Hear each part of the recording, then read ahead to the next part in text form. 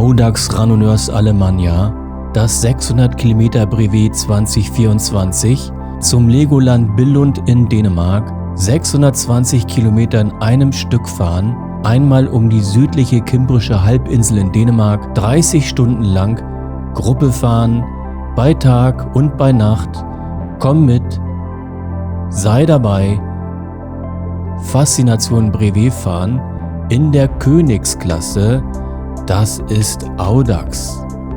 Hallo, hier ist Guido der Radwanderer. Willkommen zum 5. und letzten Teil des 600er Brevets von Kiel nach Billund zum Legoland. Wir sind dann rübergefahren an die Nordsee nach Esbjerg, haben dann diesen sehr langen Schlag runter bis nach Friedrichstadt gemacht und nun geht's weiter, 2 kurze Etappen bis nach Kiel. Es geht also weiter, die Schnellen sind schon los und wir gehen hinterher. Die Schnellen sind nachher doch nicht so viel schneller, weil die dann einfach länger Pause machen.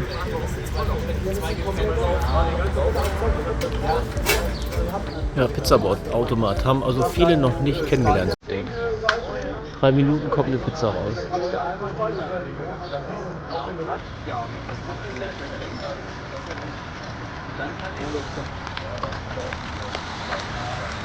Es geht weiter. Es geht über die Eider. 8 Leute sind wir jetzt und 4 sind vorab gefahren. Die sehen wir dann eventuell beim nächsten Checkpoint. So, das ist die Eider.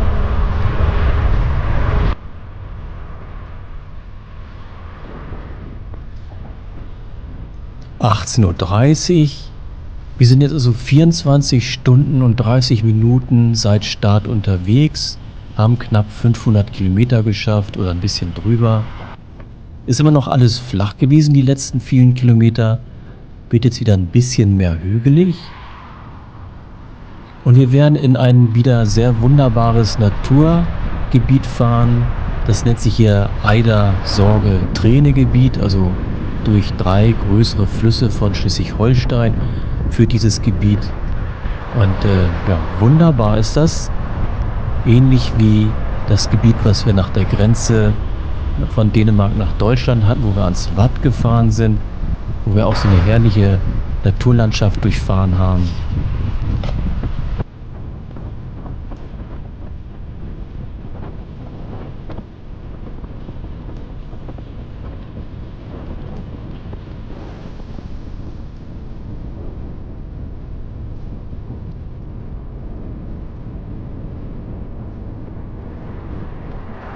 Und so fahren wir jetzt mit 7 Leuten.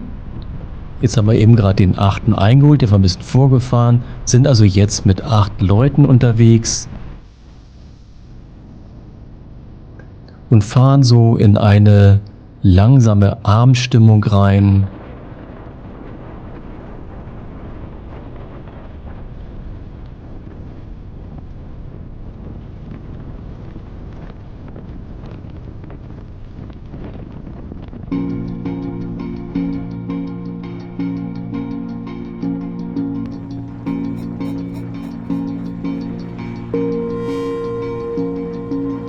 Die ersten Kilometer ging es an der Landstraße lang. Ein bisschen hügelig. Wir konnten wieder relativ zügig fahren. Man sieht ja auch schon so ein bisschen, die Gruppe zerreißt so ein bisschen. Manchmal gibt es so ein paar Nachzügler. Die müssen dann wieder ein bisschen aufholen. Gab immer mal wieder ein paar Lücken, die entstanden sind. Aber dann haben wir mal vorne etwas gewartet, so bis die aufschließen konnten, sodass wir dann als 8-Personen-Gruppe zusammenbleiben konnten.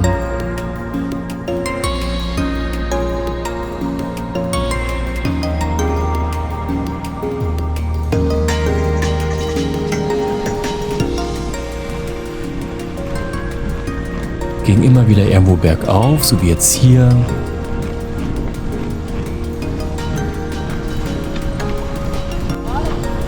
Wind war jetzt eigentlich auch nicht mehr da.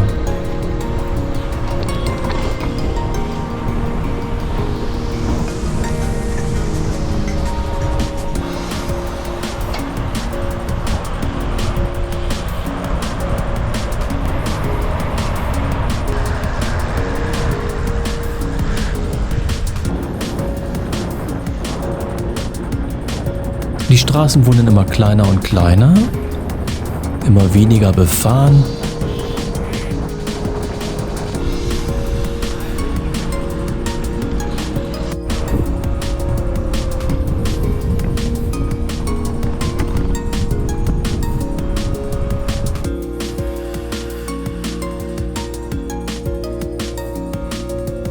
Und wir haben wieder ordentlich in die Pedalen getreten, dass wir auch wirklich Kilometer machen.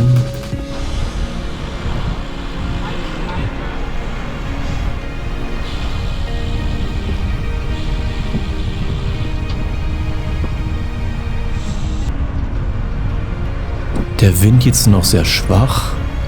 Zwar von vorne ist er die ganze Zeit, kommt er aus Osten, aber der Wind hat nicht mehr gestört.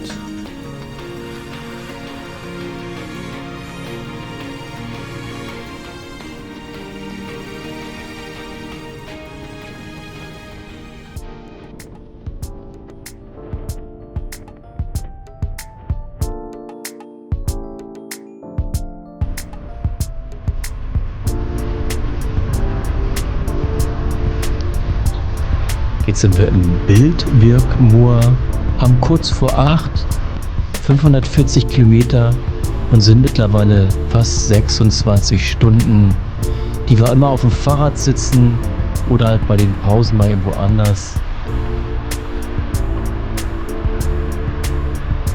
Fahren dann immer mal wieder ein bisschen rasanter und auch ein bisschen weiter auseinandergezogen oder so wie jetzt, dass wir konzentriert in einer Reihe fahren.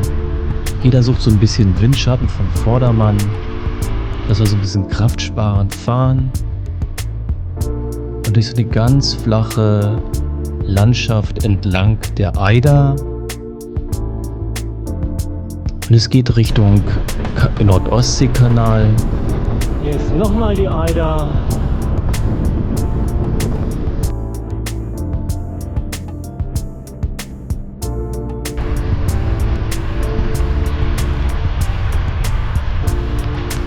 Der Rest ist schon wieder weg.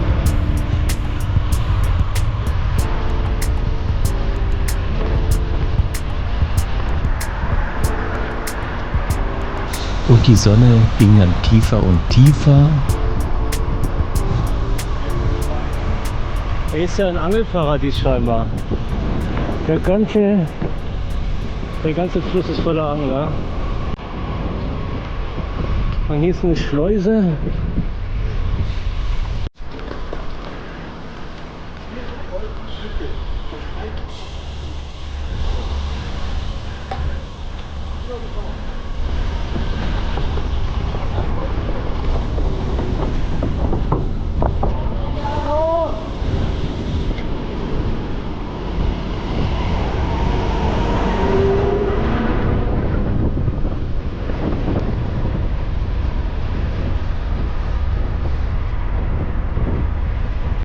Geht auf das letzte Mal, weil das geht das letzte Mal auf die Fähre.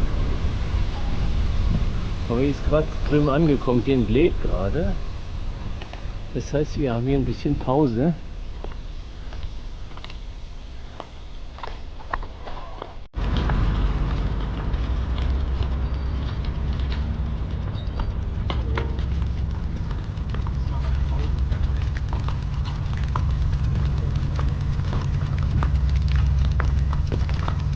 Jetzt humpeln wir so unelegant auf die Fähre rauf. Entweder wegen der Schuhe oder weil die Beine ein bisschen weich geworden sind. In Oldenbüttel setzen wir also mit der Nordostsee-Kanalfähre über. Können so ein paar Schiffe beobachten.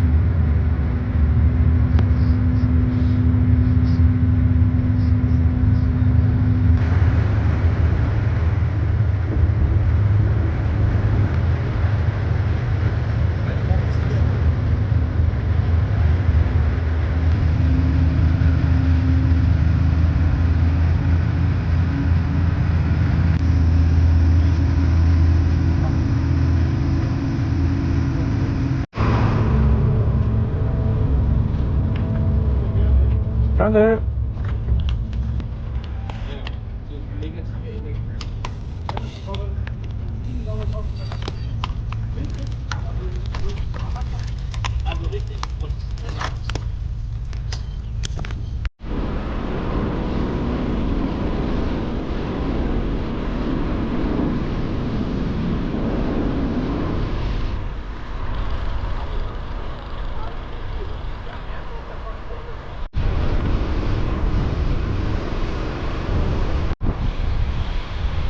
So, das sind jetzt kurz nach der Kanalfähre und haben genau 550 Kilometer bei wirklich allerbesten blauen Wetter mit einer super Abendstimmung, die hinter uns jetzt liegt oder vielmehr im Rücken.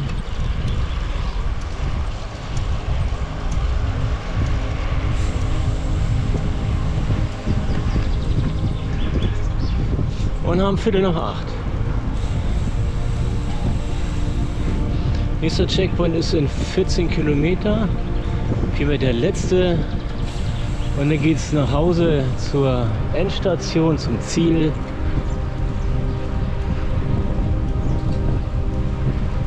Ja, einige rechnen schon hoch so ein bisschen, wann wir denn da ankommen dürften. Einige wollen vielleicht noch in den Zug springen.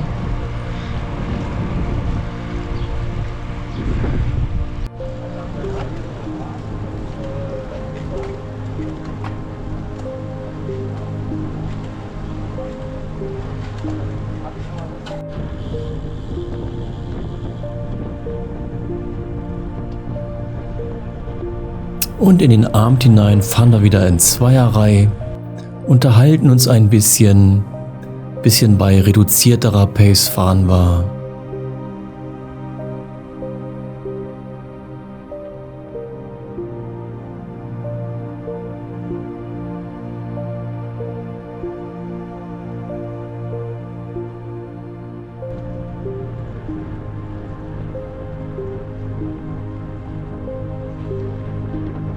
Und genießen dort diese ruhige Gegend.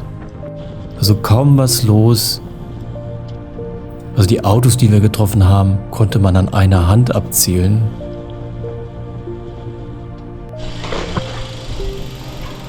Ja, ich denke, ihr seid so schnell. Habt ihr hier so lange Pause gemacht? Sind die immer noch hier? Und wir haben so getrödelt. Naja. Also das war jetzt die letzte Zwischenkontrolle. Nummer 5 in Legan. Die Schnellen wollten wieder los. Und wir werden also die beiden von ihnen, die werden wohl ein bisschen bei McDonald's sitzen, was essen. Die werden wir, wenn wir dann später ankommen, dann wieder treffen.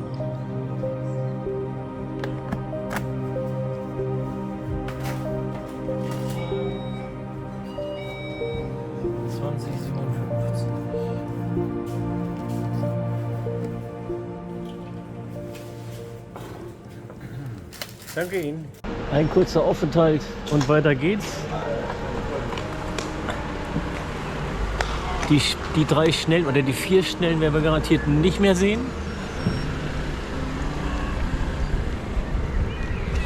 Die letzte Etappe.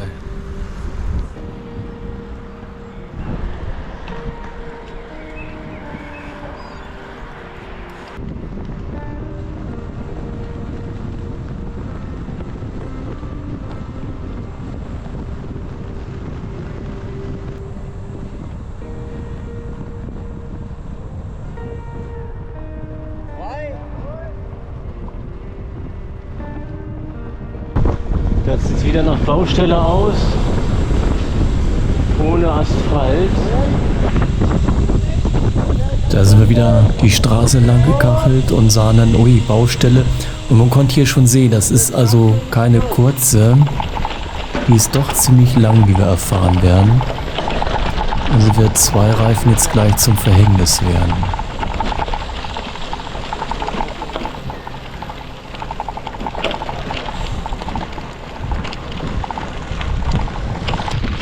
Was sagt Robin gerade? 3 Kilometer diesen Schotter hier.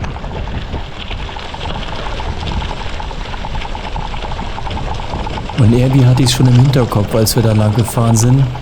Da habe ich gesagt, und hoffentlich bekomme ich hier kein Loch in den Reifen rein. Und hatten aber Glück, also an der Seite konnte man ein bisschen besser fahren. Also wenn das dieser Kies, dieser hart gefahrene Kies überall nur wäre, dann wäre das ungemütlich geworden.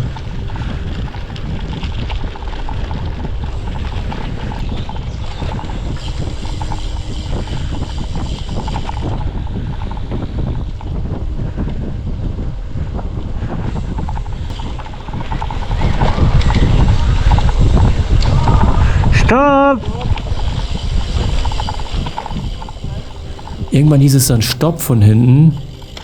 Robin sagte auch gleich, ne, das muss ja ein Platten sein. Wer hier Stopp ruft, muss einen Platten haben.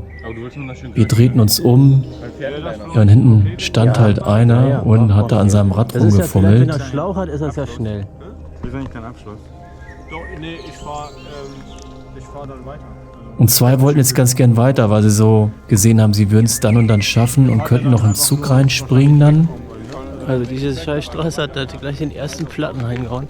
Ich habe auch im Stillen gedacht, ich wollte es nicht aussprechen, hoffentlich gibt das hier keinen. Jetzt sagst du auch, jetzt hauen die ab und lassen die alleine. Nee. Ja, jedenfalls der Plan war, die beiden fahren alleine weiter, damit sie den Zug noch erreichen. Und ich bin jetzt mit einem anderen Teilnehmer hier zum Platten gefahren. Wollte ein bisschen helfen. Du hast Schlauch oder? Aber dann geht das ja schnell in der Regel.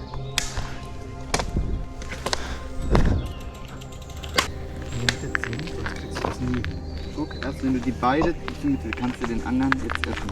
Sonst geht das nicht. Ein bisschen Zeit brauchst du halt doch immer, ne? Das Ding ausbauen. Elementar wichtig.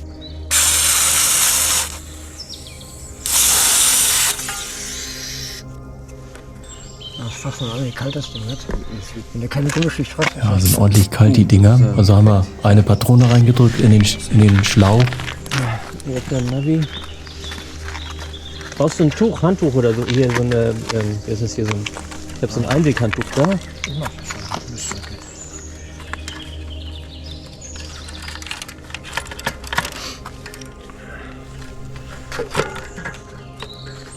So knappe 10 Minuten haben wir gebraucht, dann war das Rad wieder fahrbereit.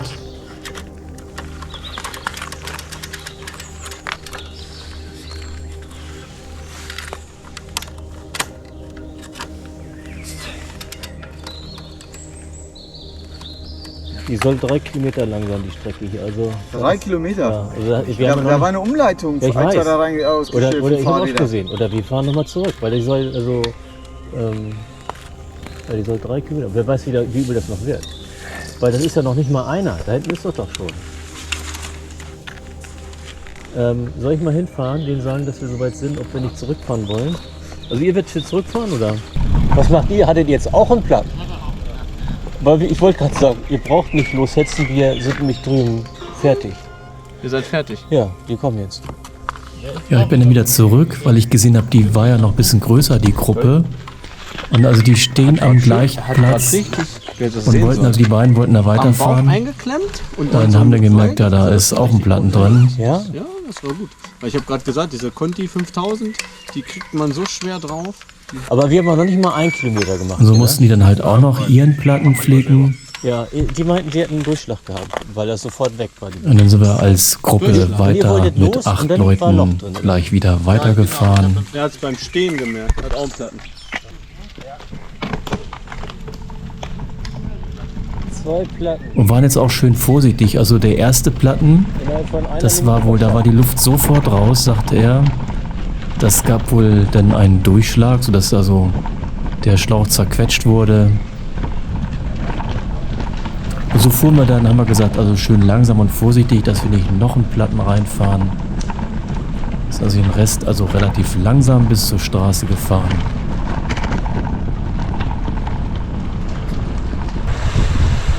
Alles voll Nebel hier. Und es ging in eine wundervolle Abendstimmung. Also das Flussgebiet dort ist ja dann abends, hat man dann oft so einen tiefen Nebel gesehen. Total schön, der ganze Nebel. Und es ist gleich kühl. Kann man aber durch die Kamera nicht sehen. Also es hatte wirklich was so, was sehr naturverbundenes, dort durch dieses Gebiet in die Dämmerung reinzufahren, mit dem Nebel auf den Wiesen. Sind also schon über 28 Stunden im Sattel oder vielmehr mit dem Rad unterwegs, hatten ja auch Pausen. So 9:15 haben wir jetzt. Eigentlich sollten wir um 0 Uhr ankommen in Kiel, laut Navi. Und die Platten haben wir gerade mal 15 Minuten gekostet, also 15:45 sollen wir dann jetzt ankommen. wir werden ziemlich minutengenau um Mitternacht ankommen. Also ich in Kiel nachher, weil ich das ja da gut kenne, fahre ich dann vorne und versuche dann ordentlich aufs Gas zu drücken, dass wir also wirklich Punkt Mitternacht ankommen und damit genau 30 Stunden gefahren sind hier, diese Gruppe. Und das werden wir dann auch schaffen. Auf die Minute genau 30 Stunden Fahrzeit. Und es wird jetzt immer dunkler und dunkler. Die Lichter sind wieder alle an.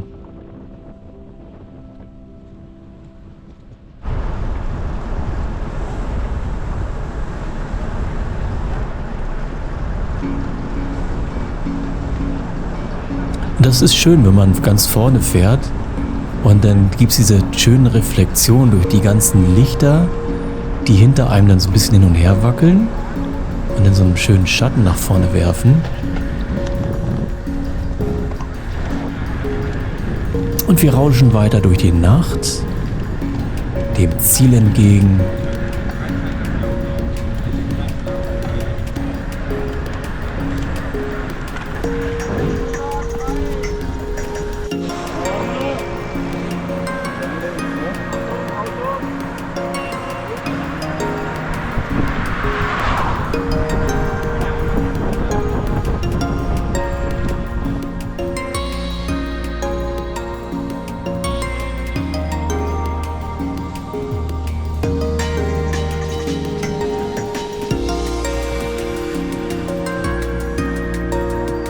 Sind jetzt also kurz vor Kiel. 1 Stunde werden wir noch fahren.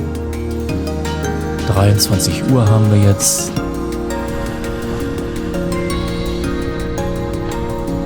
Und fahren weiterhin auf so schön schmalen Landwegen.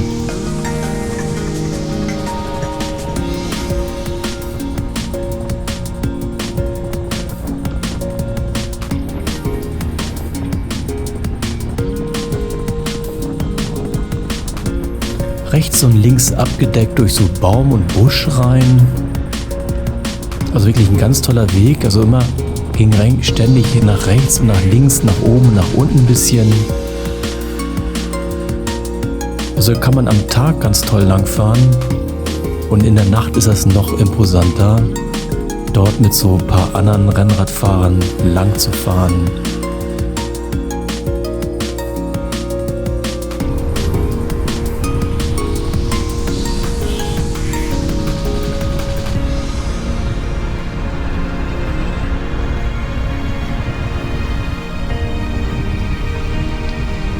Die Temperatur war recht gut, also es war nicht zu kalt.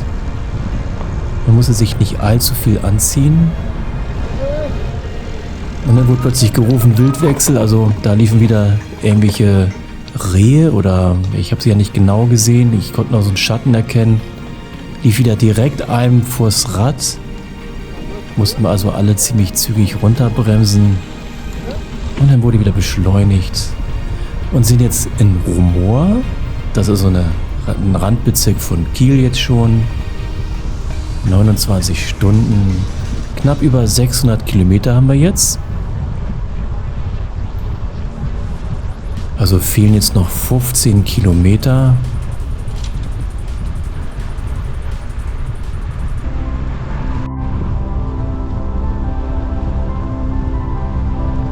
Ging also quer durch Kiel. Mit ziemlich viel Höhenprofil. Habe ich dann auch nicht mehr gefilmt. Ich fuhr die ganze Zeit vorne. Und das sind jetzt so die letzten Meter vom Ziel. Also 621 Kilometer. Ah, da kommen die schnell, glaube ich, gerade runter. Genau, die beiden Göppinger. Holla!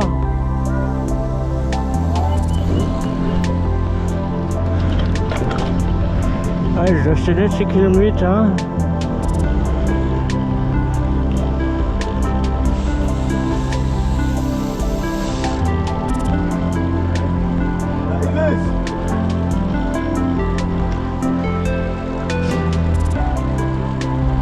Ja, das ist doch mal der Trek, also an der Ostsee hoch bis zum Legoland.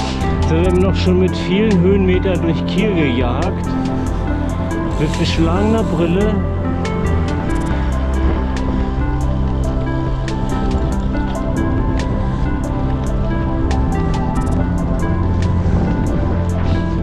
Trupp hat sich noch wieder ein bisschen verkleinert. Läuft das immer noch? Ja. 2 sind ausgestiegen, die haben das fast bis zum Ende gefahren und fahren aber nicht bis ins Ziel rein. Ja, zum Schluss blende ich nochmal diese Statistiken ein, so wer sich angemeldet hat und die 17 Finisher. Also die beiden, die jetzt hier nicht mehr in der Gruppe sind, da wollte einer wollte in die Bahn, er wollte dann doch direkt nach Hause, nicht mehr ins Hotel. Ehrlich? Einfach Creme und Zink zusammen matschen und dann rauf, wo auch immer. Und so sind jetzt zumindest von allen, die gestartet sind, 19 ins Ziel angekommen, zumindest nach Kiel. Ja, ich glaube, wir müssten 5 sein.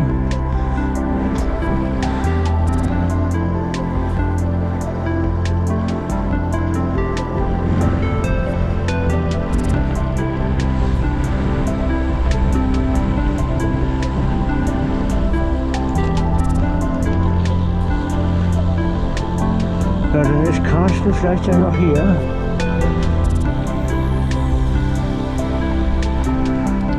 Oder auch nicht, nee, hier ist kein Rand mehr.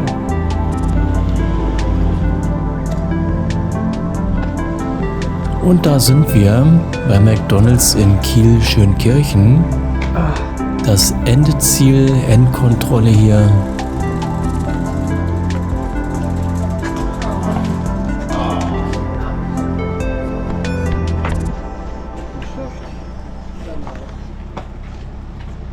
Letzter Stempel. Und die Uhrzeit noch? Oh, ich habe jetzt 6 gemacht. Ja, na, scheißegal. Und auf der E-Brevet-Karte natürlich auch die letzte Position verifizieren. Brevet beenden, nicht vergessen. Und so sind wir echt genau in 30 Stunden dort angekommen. Also Glückwunsch an alle, die da überhaupt an den Start gegangen sind.